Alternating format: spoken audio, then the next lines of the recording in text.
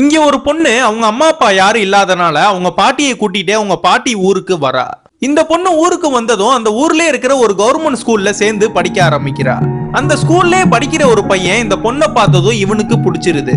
அதனாலே அந்த பொண்ணு கூட பேசி பழகி ஃப்ரெண்ட் ஆகுறான். இவங்க ரெண்டு பேரு வீடுமே பக்கத்து பக்கத்துல இருக்கிறனால இந்த பையனோட அம்மாவும் அந்த பொண்ணு கிட்ட நல்லா பழகுறாங்க. இந்த பையனுக்கு படிக்கிறது எல்லாத்தையுமே அந்த பொண்ணு தான் சொல்லித்தரா. இவங்க ரெண்டு பேருமே ஒருத்தருக்கு ஒருத்தர் பிரிய பாசமா இருந்து ரெண்டு பேரும் லவ் பண்ணவும் ஆரம்பிச்சிடுறாங்க. ஒரு நாள் அந்த ஸ்கூல்ல எல்லாத்தையும் டூர் கூட்டிட்டு போகும்போது இந்த பையன் மட்டும் கிளம்புறான். நீனு வா டூருக்கு போலான்னு கூப்பிடுறான். ஆனா அந்த பொண்ணு வரமாட்டா. உனக்கு ஒரு காசு தான் பிரச்சனைனா என்கிட்ட காசு இருக்கு, நான் போட்டுக்கிறேன், நீ இப்ப கிளம்புன்னு சொல்றான். அந்த பொண்ணுக்கு பீரியட்ஸ் இருக்கிறனால அந்த பொண்ணால வர முடியல, நீ மட்டும் பார்த்து போயிட்டு வான்னு சொல்றா. அந்த பொண்ணு கிட்ட டூருக்கு போயிட்டு வரேன்னு கிளம்புறான். அன்னைக்குன்னு பார்த்து இந்த பையனோட அம்மா வீட்டுல கிளீன் பண்ணிட்டு இருக்கும் போது ஒரு நோட்டை பாக்குறாங்க.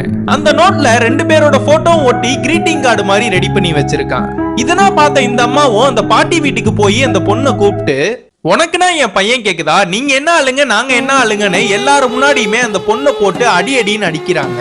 அந்த அம்மாவை ஏன் இப்படின்னா பண்றேன்னு கேக்குறதுக்கும் இந்த பொண்ணு வீட்டுல யாருமே இல்ல, இந்த பாட்டி மட்டும்தான் இருக்காங்க.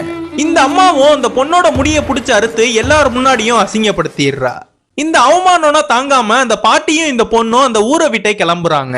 இவ கிளம்பலான்னு பஸ்ஸுக்கு வெயிட் பண்ணிட்டு இருக்கும் போது ஸ்கூல் டூர்னா முடிஞ்சு எல்லாருமே ஊருக்கு வந்துடுறாங்க. இதெல்லாம் பார்த்த இந்த பொண்ணு அந்த பாட்டி கிட்ட அவன் எனக்காக வருவான்னு அந்த பஸ் ஸ்டாப்லயே வெயிட் பண்ணி அவனுக்காக உட்கார்ந்தே இருக்கா. இவன் வீட்டுக்கு வந்ததும் அங்க நடந்த எல்லா விஷயத்தையும் கேட்டு அந்த பொண்ணை பாக்குறதுக்காக வேகமா ஓடுறப்ப நடுவுல வேகமா பைக் வந்ததும் அதுல மோதி கீழே விழுந்துடுறான்.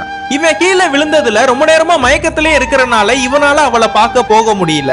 அந்த பொண்ணும் இவன் எனக்காக வரலையேன்னு அழுதுகிட்டே பஸ்ல ஏறி கிளம்பிடுறா.